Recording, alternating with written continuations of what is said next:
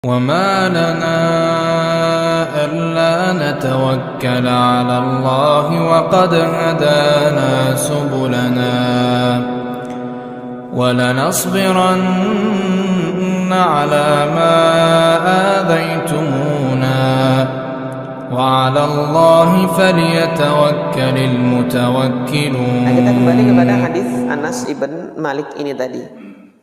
Di hadis Anas ibn Malik radhiyallahu an,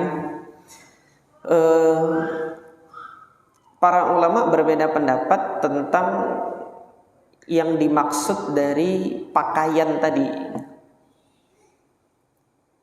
Ya, pakaian ini apakah pakaian yang dia itu melekat di badan?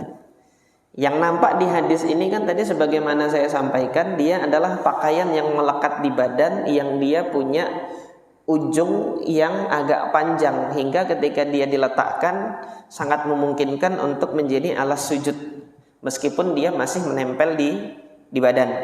Jadi seperti itu. Ini yang nampak dari hadis ini. Dan ini yang dipegang oleh mayoritas ulama, jumhur ulama dari mazhab al-Imam Abu Hanifah, al-Imam Malik dan al-Imam Ahmad. Artinya boleh bagi seseorang yang sholat untuk menghamparkan alas sujudnya berupa pakaian, meskipun pakaiannya itu adalah pakaian yang menempel di badannya.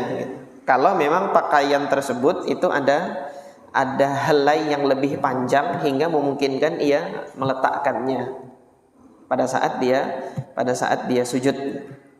Jadi seperti itu. Kemudian pendapat yang kedua nggak boleh kalau dia melekat di badan. Ini pendapatnya Al-Imam Syafi'i rahimahullah. Al-Imam Syafi'i mentakwilkan hadis ini. Jadi yang dimaksud dengan thawb itu adalah kain pakaian yang terpisah dari badannya, tidak sedang dalam keadaan menempel di badannya. Nah, di antara yang menjadi sandaran bagi mazhab Imam Syafi'i adalah hadis tentang khumrah itu. Kalau Rasulullah itu punya alas sujud khusus yang mana kain itu bukan bagian dari kain yang dikenakan di badannya. Jadi seperti itu. Ini yang ditakwilkan oleh Al-Imam Syafi'i. Kenapa kok Al-Imam Syafi'i tidak memperbolehkan? Kalau pakaian itu adalah pakaian yang melekat di badan, kemudian diambil beberapa ujung helainya untuk menjadi alas sujud, ini mengganggu ketenangan dan kekhusyuan di dalam sholat. Jadi atas dasar pertimbangan itu Al-Imam Asy-Syafi'i melarang, tapi larangannya adalah makruh tanzih gitu. Larangannya adalah makruh tanzih. Adapun hadis ini tadi ditakwilkan oleh Al-Imam Asy-Syafi'i, dia bukan baju yang melekat di badan. Nah, sementara jumhur ulama tadi baju yang melekat di badan pun boleh kalau dia tidak mengurangi kesahan sholat seseorang. Contoh misalnya seseorang yang dia kepanasan, dia kepanasan nggak bisa sujud. Nah, yang mau diambil sebagai alas sujud adalah sarungnya. Kalau sarungnya diangkat, aurat kan kebuka. Ketika aurat kebuka, syarat sah sholat dilanggar. Nah, ini yang nggak boleh. Tetapi ketika mengambil helai rida yang di atas, itu kan tidak ada bagian tubuh yang terbuka. Dia mengambil helai rida yang ada di depannya untuk alas sejadah dan tidak ada anggota tubuh yang terbuka, maka yang demikian ini diperbolehkan. Nah, ini yang dipegang oleh mayoritas jumhur ulama. Allah Ta'ala a'lam dari kedua pendapat ini. Mayoritas jumhur ulama ini lebih kuat pendapatnya berdasarkan zahir atau yang nampak di hadis ini. Dan antara hadis ini dengan hadis Aisyah yang menunjukkan Rasulullah itu punya alas sejadah khusus, bukan diambil dari bajunya gitu kan.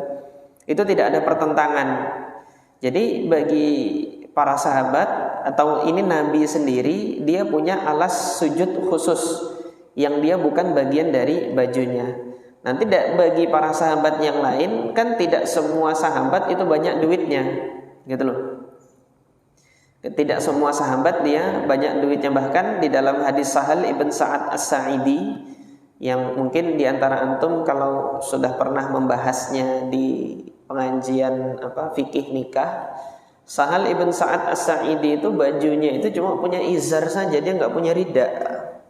Artinya di sini menunjukkan sebagian sahabat itu nggak semuanya punya alat sujud khusus. Bagi mereka yang dia tidak punya alat sujud khusus, maka diperkenankan nanti untuk menggunakan beberapa ujung, sebagian dari ujung kain bajunya itu untuk sebagai alat sujudnya kalau dia tidak mampu untuk sujud di atas tempat yang panas.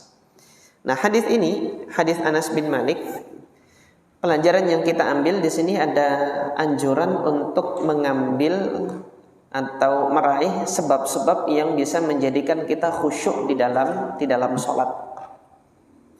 Mereka yang sujud di atas tanah yang panas ini mengganggu ketenangan seseorang di dalam sholat. Agar ketenangan itu bisa diraih, maka silahkan untuk menghamparkan alas sujud agar dia bisa sujud dengan tenang tanpa harus tersakiti dengan suhu panas yang didapati dari tanah itu. Kemudian hadis Anas ibn Malik ini juga menunjukkan kepada kita bolehnya melakukan gerakan-gerakan yang jumlahnya itu sedikit kalau memang diperlukan, dan gerakan yang sedikit itu tidak merusak kesohihan sholat seseorang. Nah, ketika menghamparkan itu kan perlu gerakan itu.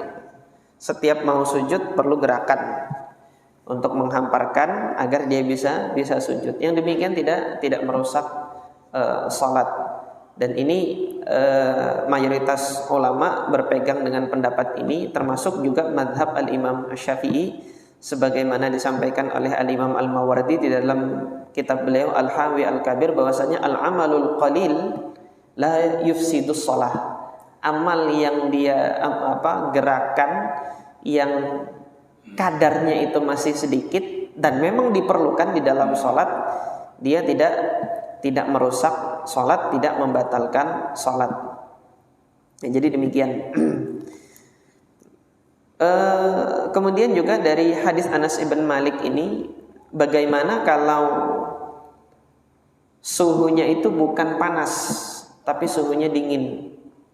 Apakah juga boleh menghamparkan? Iya, boleh, karena suhu dingin itu juga memberikan gangguan.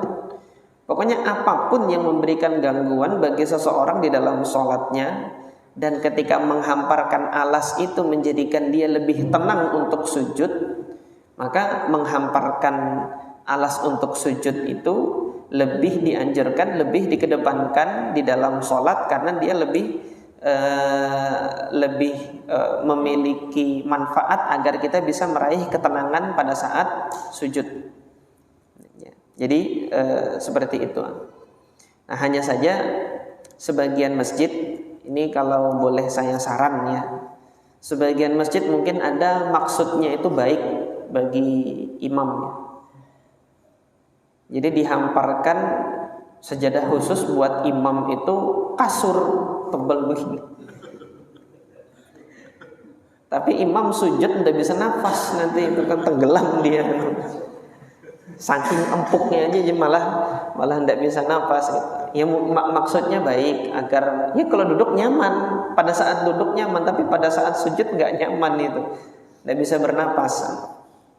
Nah, maka hendaknya ini saran ya, bedakan saran sama fatwa. Saya nggak kasih fatwa ini. Ini saran, kalau bisa masjid DKM masjid itu ya tidak perlu untuk memberikan alas yang terlalu empuk seperti itu gitu, hingga nanti pada saat sujud itu menyusahkan. Atau kalau memang kan nggak semua orang, ini kan pribadi saya, kalau sujud itu susah kalau disediakan alas berupa kasur seperti itu kan. Nah, maka boleh saja nanti DKM menyediakan dua-duanya gitu loh.